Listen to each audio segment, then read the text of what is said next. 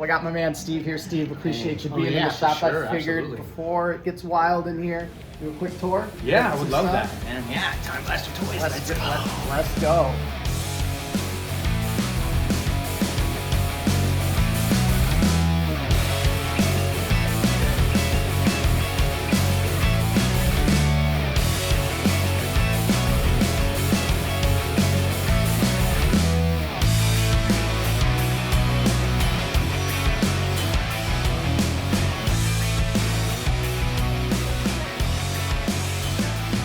I know you mentioned this off camera a little while ago. Yeah, It's pretty fresh. Really, It's really cool. I love it. It comes with everything complete too, with Alpha and Zordon as well.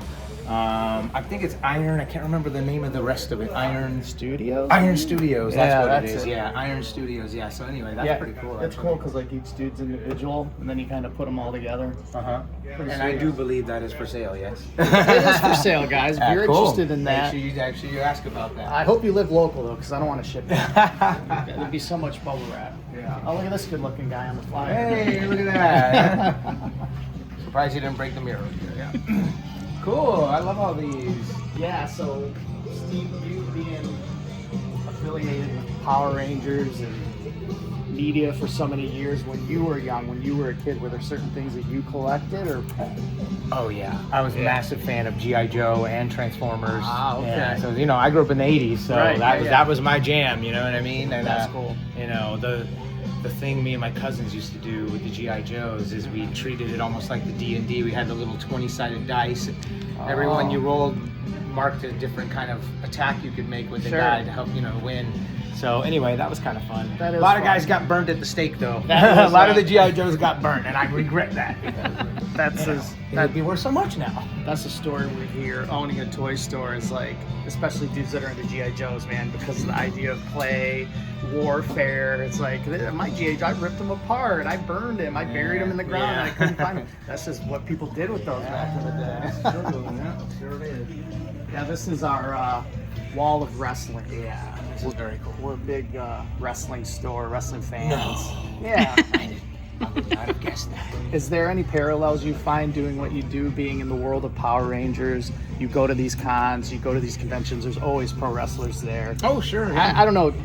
As an outsider looking in, I feel like Power Rangers and wrestlers kind of exist. I don't know. I feel like you'd be in a lot of the same spaces. Or you'd have similar experiences, maybe? Well, I mean, I don't necessarily know about the similar experiences, when we were doing Power Rangers, we weren't even really traveling around that much. That's true. I probably have more of an experience now with all the Comic-Con traveling that I do. I would liken what they used to do when they would tour around to different cities. That's probably the similarity that we have now, Yeah. But I meet a lot of these guys at cons, and some of them are like big heroes of mine and stuff. So that's cool. Like I was at a con last week with Hacksaw Jim Duggan. Nice. He had the 2x4s on the table for sale with the signature on them. It's kind of cool. That's really cool. Yeah, I was gonna say, have you met has there been one wrestler in particular where you were like, that guy was not what I expected at all? He was like well, down to earth actually, or something. so I had experience. I was in Amsterdam.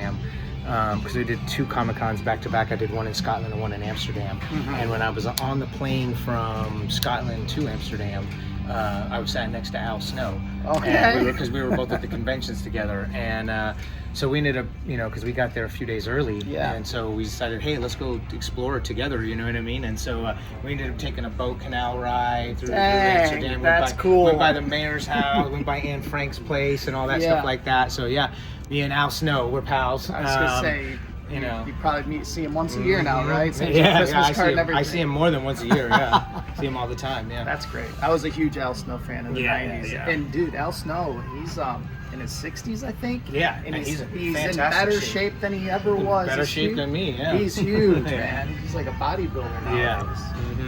Yeah. Wow, cool stuff, This is yeah. Very cool. You guys got the vintage video game. We do. I love it. Its sound setting is like really loud, so when we get here in the morning and we turn it on, you just hear like all day. That's pretty cool though, man. Like it'd be cool to have in your home as well.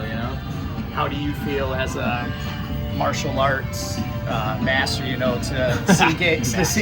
nobody's a master, Hey, if you have this is one of the things that my instructor taught me. It's like, if you still have stuff to learn, you can never be a master. Okay, you know what I mean? fair enough. Yeah. So to be in the world of martial arts, so closely linked with Power Rangers and what have you. You know, the 90s, I feel like for video games, especially martial arts, it was just at the forefront of everything, right? Yeah. Well, all those flashy jumping kicks look great on film and stuff. I don't know how practical they are in real life necessarily, but you know, it's great for aesthetically. You know what I mean? You ever played a lot of I used to Street play Fighter these in your games day? all the time. Of course. Who's your go-to fighter? You got one? Well, I always liked Guile myself. Okay. You know? Yeah, I thought he was this big old spiky, blonde hair. He was kind of cool. Street Fighters, I think gonna have a huge year in 2026 because the movie is coming out. Yeah. Well, just dropped the all trailer. the stuff is coming. He-Man's got a movie coming out as well too. I can't wait for that one. I'm definitely gonna go see that one. Yeah. Turtles, very This cool. is fresh. Check this out. Look at. Still works, baby. You gotta put a quarter in. Foot stinks. Could we interest you in a subscription to Turtles Home Companion? Oh no! Found this on eBay for our shop, That's amazing. and you're thinking, oh man, how are we ever gonna get this thing brought to us? Buying it on eBay. Turns out the seller was an hour away, so just had to drive and go get it. I was like, man, it was meant to be, dude. Meant to be, for sure.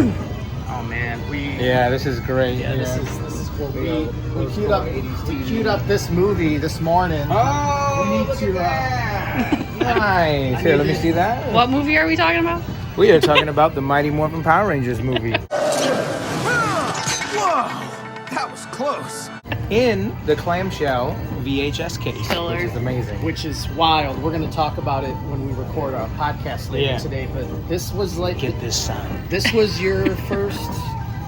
First anything. Your first anything, Yeah, like well, I mean, the TV show first, but like a month later, we were in Australia filming this. So. He's cast. He's the Red Ranger, and boom, here's a major motion picture. It had to be a wild experience for you to just kind of get dropped into the biggest media franchise. Yeah, I mean, luckily, we were so busy, it didn't really get a chance to really sink in what exactly I was doing and what I was involved in. You know what I mean? So, yeah, but it's incredible, man. So, Dude, yeah, still good holds stuff. up. Dude, it really does, man. It still holds Man, up. can I just for a minute? I Please. remember my brother was like the biggest Power Rangers fan ever.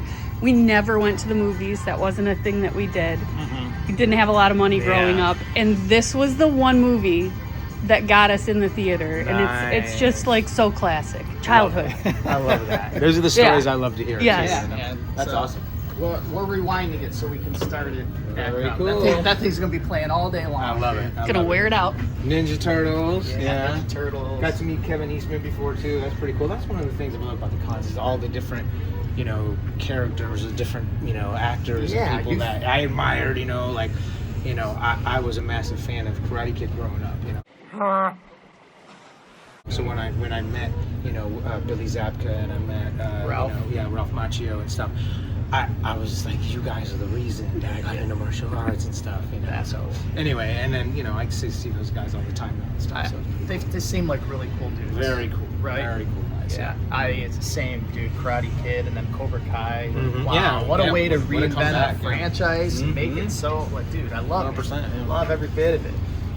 Yeah, just a mix. Some more Yeah, wrestling. very we cool got stuff, man. We got Power Rangers down here. Oh yeah, look. Yeah, oh man, Melanie's filming the shelf. The shelf is hit up. We need to straighten this thing up. That's good, man. We've had people coming in all week looking for stuff. Oh, that's great. Good. Yeah. What it brings stuff signed, gets our stuff signed, and What do you find when you're doing these events? Is there one particular item that you see more often than not that people are wanting to get signed? Well, I mean, obviously Funkos. People bring the Yeah. Funkos in, and and just of the Red Ranger alone, there's probably about 7 or 8 different, variations from Funko of just the Red Ranger alone. So that's pretty cool. And the Lightning Collection figures, people love to get those signed. Yeah. People like to get their old figures signed as well too, which is Like the- probably the you most, think like- the ones from the 90s and Like stuff. the yeah. actual figure itself? Or the Well, packaging? you sign the actual figure. Some people bring it still in the box, Yeah. So that's pretty cool. Yeah, like that classic 8-inch guy. Yeah. I was thinking, dude, Red Dragon Thunder Zord would be Now, pretty Red Dragon sick in the Thunder Zord box. is great. I've signed many of those. Yeah.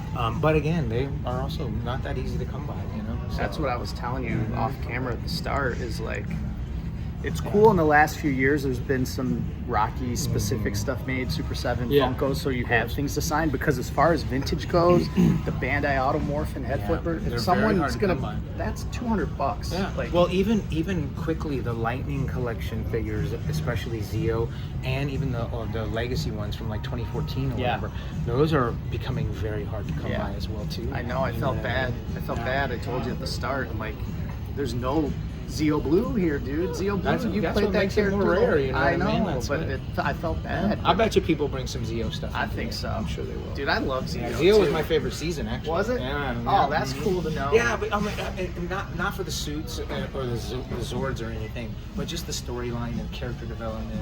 You know, it was just better for me. Like when I first got started, obviously, you know, I had never done anything before. And you're inheriting someone else's role. But even more than that, I think was just the fact that I had never done anything before. I was not very comfortable being in front of a camera. Yeah. You know, and so I think it showed a little bit, you know what I mean? But as time went on and I started to kind of develop what Rocky should be or who he should be, you know, then by the time Zeo came around, I was much more comfortable in my own skin.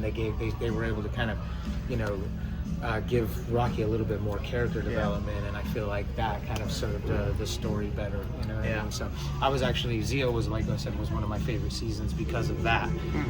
But my favorite suit, hands down, the movie armor suit, you know, and the Red Ranger suit, just because it's so iconic, you know? Super You know, iconic. when everybody thinks of Power Rangers, they think of that, the Harlequin, red and diamond suit, you know? Yeah, for sure. Well, all right, man. We got to get going. We got to get you up there. We're going to get started. We got to go meet and greet. Yeah, we appreciate you, Steve. Thank you.